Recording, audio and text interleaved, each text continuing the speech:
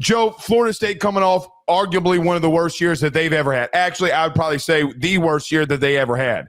They had more inches of snow at Florida State than they did wins this past year. Inches of snow. Florida State not having more wins than that. That is completely insane. 2-10. Joe, they completely rehauled and rebuilt everything. Mike Norvell is really the only thing left other than some players. What in the hell do we make of Florida State going into 2025? Well, that is the best opening statement to have possible for this conversation. I want to be very clear here when we get into this.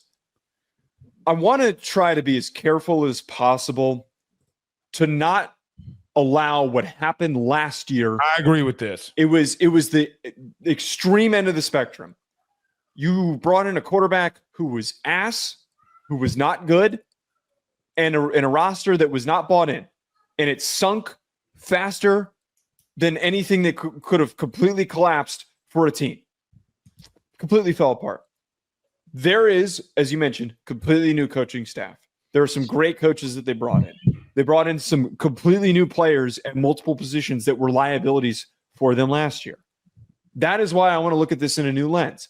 I don't want to be it wouldn't be lazy for us, but I don't want to just lean into it's not good to build a team through the portal. And the last time that they did it, they failed. Because at the end of the day, the time they did it before that, they went undefeated. I think that we need to figure out what the middle ground is and where this middle ground is for this team. It is plausible for this team to be an 8-4 team and to get back on track and to start chugging forward. There are pieces that they brought in that should provide some sense of optimism. But I think that we need to be as careful as possible for the expectations for what Florida State does in 2025 because of everything that has changed in a single offseason.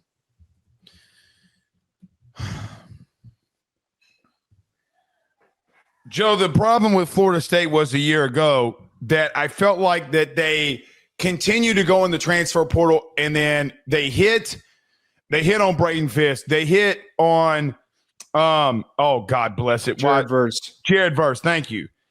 They hit on a lot of these guys. A lot of them. Problem was they went back in there and then it completely fell on its face. Joe, and they're too deep. They have red-shirted freshmen. You get hurt throughout a season. I don't know where to put them, man. I don't know I don't know what to make of this roster.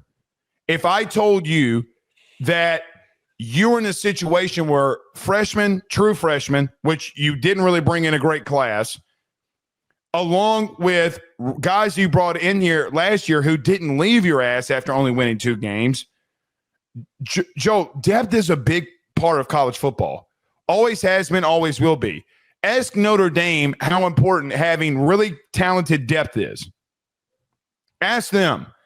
They are the poster child literally every year of what having great depth looks like. That is how Notre Dame has built success, sustained success. If you do not recruit through high school, you're going to have an issue. Now, so what did they do to have to change that? Joe, they went right back in the portal. 8 players on offense, 7 players on defense. Are we 1,000% sure that you just proved to me now you're replacing coaching staffs on both sides of the ball that they're going to be able to overcome this? Like, I can break them down. I actually like Castellanos, if I'm being honest. I do I too. him. I think he's going to do really well in a Gus Malzahn offense. The problem is you brought in 4 offensive linemen from the portal. Joe, the last time that we talked about a team that had a very prophetic and very recognizable decal in their helmet in Oklahoma, they brought in 4 offensive linemen, and we screamed from the very beginning, panic, get off of the boat. It is on fire. The only difference here is these guys are seniors, and maybe their experience can help them. I don't know what to make of them, Joe. I like some of the pieces. I like that you get Squirrel White. Problem is, Squirrel White led the SEC in drops last year. Like, I don't mind the pieces, but I've also seen these guys play elsewhere, and it hasn't worked out for them. Now you're bringing in a whole collective class with a whole new coaching staff. Joe, that's almost everything to replace. And they would say, and their argument would be, well, that's the point. We had to so that we could win. That's what I'm getting at here is that like the best possible outcome that you need to be rooting for if you're Florida State is to go 8-4. Like that is record. That is a tremendous season if you go 8-4. That to me is the ceiling that I see. Because Castellanos, I'm always going to butcher that and mispronounce that. Apologies there. Gus Malzahn gets so much out of quarterbacks with his skill set. I went back and rewatched the Florida State Boston College game. One of the most hilarious games, by the way. They couldn't stop wheel routes of all things, like just a wheel route. Every time they ran a wheel route, it was a huge gain or a touchdown. By the way, to a Florida State running back that transferred to Boston College. Yes, which is even crazier. I think that with him, what hurt them so much last year is that DJU, there are so many problems with DJU, but he wasn't able to improvise. There were no improvisational skills that he was going to provide. He was not the same runner that he once was. Castellanos, when you were great with Jordan Travis, it was when he was able to extend plays with his legs. I think you're going to be able to do that with Castellanos. I'm a really big fan of Duce Robinson. I think that he's got work that needs to be done, but he is a very unique athlete, very rare athlete. Was recruited as a tight end, is listed as an X receiver. That stuff is dangerous. There are not a lot of corners in the ACC that are going to be able to guard that dude. But as you said, you've got a whole new starting offensive line from the portal. You have 7 new projected starters at the current moment from the portal. I don't want to just lean into that argument that we've constantly had of, well, you live by the portal, you die by the portal, blah, blah, blah. We've said it 100 times over. We've said it 100 times over. But you do. You do. And I feel like I don't want to keep saying it because we've said it so many times about Florida State specifically. I will gladly talk about it about other teams, but this team specifically, they know. Florida State fans know. They've been beaten over the head with that statement. I like, though, that there was an understanding. And I said this after they switched coordinators. They looked in the mirror and they realized whatever the hell we just did was so bad that we need to hit the reset button. Mike Norvell was an adult enough to realize I need to start over. Adult's probably not the right word, but I need to start over. There are a lot of stupid, stubborn coaches that will keep trotting out the same coordinators and the same roster that didn't go hard and didn't prepare effectively for games and continue to lose and to stink. His willingness to reset like this is why I feel a little bit better for the expectations.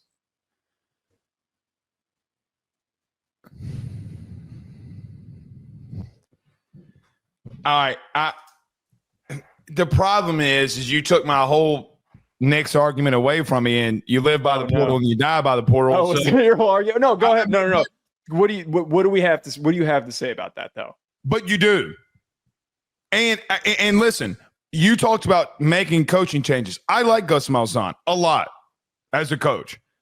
I just don't. I mean, I do think he may. I mean, Joe, look what's happened at Auburn since he's left. I mean, they've been god awful. So he's a really good play caller. Love him to death. Now, I wish he'd stop going side to side so much and just run the football like north and south. You're going to have to do that, and you will get aggravated with him going east and west. There's going to be a lot of negative plays that your quarterback is going to have to get you out of. Castellanos, I mean, like, Joe, there's a reason he got benched. There's a reason. Okay, like there were some situations where I don't think that Bill O'Brien liked what he was doing. And I think he was better than the guys that he trotted out of there. But look, man, Joe, I got to be real with you. I think that they will respond. I don't think they're going 2-10 again. I think that they'll actually be moderately 500. But I think this is a full-blown rebuild here. Full-blown. Oh, it absolutely is. I think everybody recognizes it is. Yeah. Well, it's starting over. And I look, if you can go 8-4, great on you. And you can. But there are too many question marks for me to come into this season and saying that they're going to do that. Do they have here's what I'll say. On paper, can they do that? Yes. But there are things that worry the shit out of me. You talked about our lads. Go to our lads. This is why I was going to say live by the portal, die by the portal. It's a deeper meaning. Depth. Go to our lads right now. Go look at all of your depth. It is freshmen and redshirted freshmen. You cannot sustain if you get hurt. The more about praying to God, the thing that you should pray to God about is that you stay healthy, which you're just not going to do in football. Joe, name a team to me that you can remember that moderately had success and didn't get hurt. Right, it doesn't. The Remington Award winner for Ohio State tore his Achilles. Notre Dame's entire defense was banged up. Let's call it what it is, especially at edge. And then you lost the guy that led you in sacks in the interior of the defensive line. Like, Joe, you're a couple injuries away from here from being in trouble. Like, if Ohio State, Bama, Texas, Joe, if an edge rusher got hurt last year for Texas, Colin Simmons was coming in. Right. He was rotational for them, and we talked about the production. He didn't even start. He had double-digit sacks. My point being, when you were recruiting in high school, Patrick Payton was the guy that you would rotate in. He was the guy that's a different level dude. So wait, to that point, I agree, and I like the sentiment and the phrasing of this, and I think that realistic Florida State fans you like it. understand that this is a rebuild. You can't go 2-10 and expect your team to flip like that. There was only one recent circumstance that I can think of where a head coach stayed after a really bad season and they immediately were competitive again because of just weird circumstances. And that was Brian Kelly at Notre Dame when they went 5-7 that year out of nowhere, and they immediately bounced back after that. They had quarterback injuries. They had injuries all over the roster. That wasn't what plagued you last year. It was a misfiring on the guys that you brought in, and it ultimately felt like a lack of focus from the entire group. And again, I give them credit for realizing that they need to bring in a better group of young men in order to get to that new spot, to bring in veteran coaches at both coordinator spots to make a big jump forward. I also think that where they have failed tremendously in high school recruiting, they are trying to make better jumps, better efforts in high school recruiting. Right now, Keyshawn Henderson, quarterback that they're going after, very gifted player. He has been a riser. He's committed to Houston right now. They've got the money to out-recruit Houston. I don't know if they're going to flip him because there's a lot of ties to Houston for Henderson, but that to me is the proof in 2026 right now. They're not super highly ranked. They need to finish with a great recruiting class. That is what the look ahead is. Go 7-5, 8-4, and finish with the best recruiting class in the ACC. That needs to be the goal. Well, can I bring something up? They started doing this whole portal thing when Travis Hunter said, "I'm not coming there."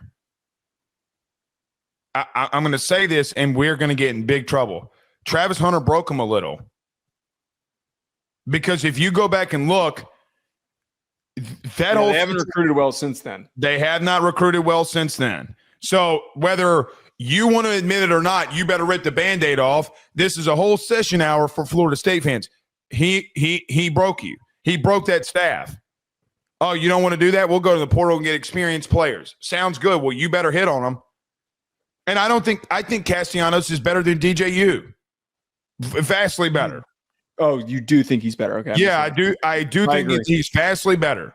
Yes. What can Brock Glenn be if God be told?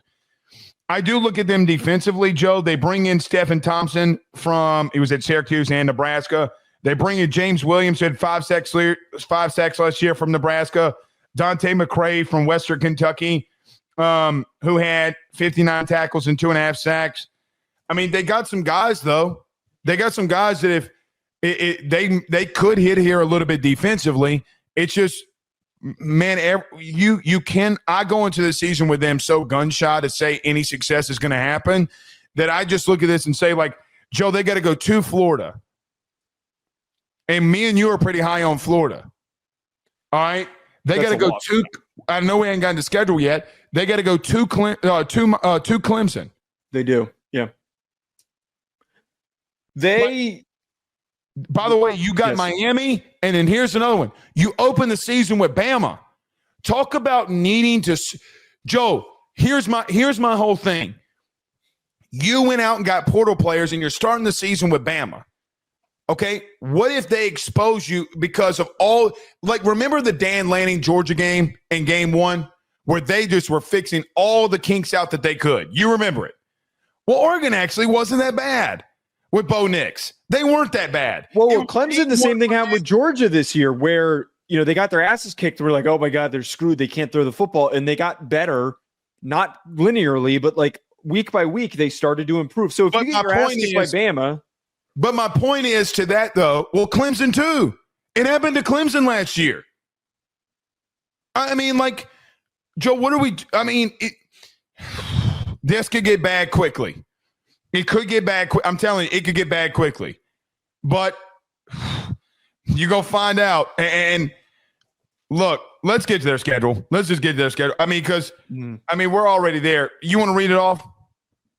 Yes. Start with Alabama, as you just said, versus East Texas A&M, bye week, versus Kent State, at UVA, versus Miami, versus Pitt, at Stanford, versus Wake Forest, at Clemson, versus Virginia Tech, at NC State, at Florida.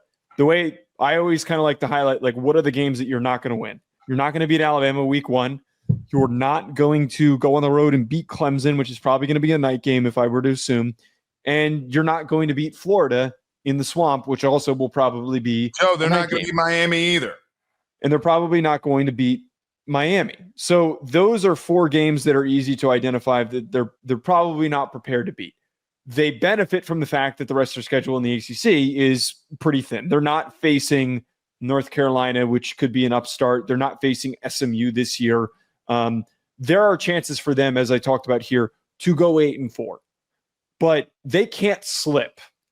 They can't lose their footing traveling all the way to Stanford. They can't lose their footing against a consistently competitive team like Virginia Tech and Pitt.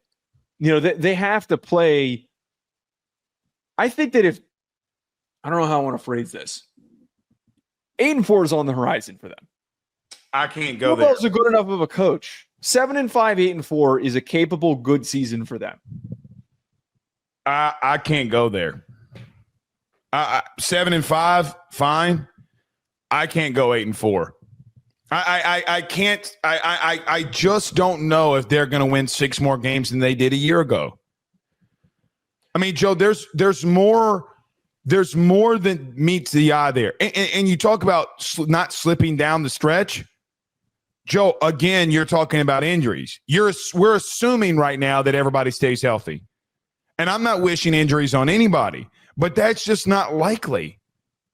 It's not only is it not likely, it's just unheard of. So as much as I think the sport is overall massively better with Florida State when they're really good. The sport always will be. Joe, I'm not there yet. It's another situation where you're going to have to come out here and prove it to me. Because you went and got more kids from the portal. Joe, 3 of the guys that you want in your defensive line have very little to no production. I mean, this isn't like Braden Fisk. This isn't like Jared Verse, where they absolutely abused the level of play that they were currently at. This isn't that level of situation here. It's just not. Like, what did Jared – like, Jared Verse was one of the top defenders in the FCS coming in. Was he not? He was. And look, there are good players that they brought in that were ranked highly by all 3 outlets for transfer portal rankings. So there is talent that is coming in. But to your point, Braden Fisk at the time was a top 3 defensive tackle in the portal. Jared Verse the year before was the number 1 FCS recruit coming in when he came in. Well, that whole Braden Fisk thing. Let's throw this out. Bro, Braden Fisk got literally an offer from all the Big Ten and SEC schools. Every one of them. Mm-hmm. It's not that we're not talking about these level guys. Squirrel White, okay, maybe, but is he going to not have the dropsies? Joe, he led the SEC in drops. Right. There it is, talent, but you're right. There are caveats with the talent. It's less of a foregone conclusion than what we've talked about in the past. And maybe it's better for them because last year they were one of the best portal classes. And we talked about coming into the season, like, man, we really kind of like some of the things that they did. And we really thought that Pat Payton and Marvin Jones were going to create like a really formidable pass rush duo. And we really thought that there was talent to be had with offensive linemen returning, but we were sorely wrong. They tried to build their roster with all the Alabama cast-offs that all left, and they all clearly left for a reason. I think with all that in mind, though, like you're right. This isn't the same level of portal classes that they had in back-to-back years where they went 12-0 in 2023, and then in 2022 they had one of their best seasons. Those were recognized as very good recruiting classes, and they had a bunch of guys that went on to be top 50 draft picks. I don't know if the same could be said fully with this roster. You're not more talented than Bama, Miami, Clemson, and Florida. No. So do you slip up? I mean, I could easily see them slipping up somewhere. Again, you got to lock in for the full rebuild. Well, considering how badly they slipped up the entire year last year, that's why I think it's fair to assume that like one of these games against the middle to the back end of the ACC, you're probably going to unexpectedly drop one. And I need to like continuously reinforce this. I hope Florida State fans are real in recognizing that just because you go 7-5 does not mean that this thing is this program is screwed and you're stuck with footing the bill for Mike Norvell and a shit team for the next however many years until his contract is up. That just because you go 7-5 does not mean this team is going backward. It's actually improving if that happens. You haven't recruited well enough in the high school ranks to produce sustained success like all of these other programs do. You have to get back to where you've been, and the way that you get back to where you've been is going and getting Keyshawn Henderson and pulling him away from Houston. I will continue to reiterate that. And then Keyshawn Henderson has been lauded as this guy who is such a great leader that so many other recruits might want to follow him. I've been tracking this kid for a while. There is a lot of potential there. But we broke him down on the A to Z Film Room channel. I've listened to like a bunch of things on him. He's a great player. If you get him, that could be the biggest shift forward for 2020.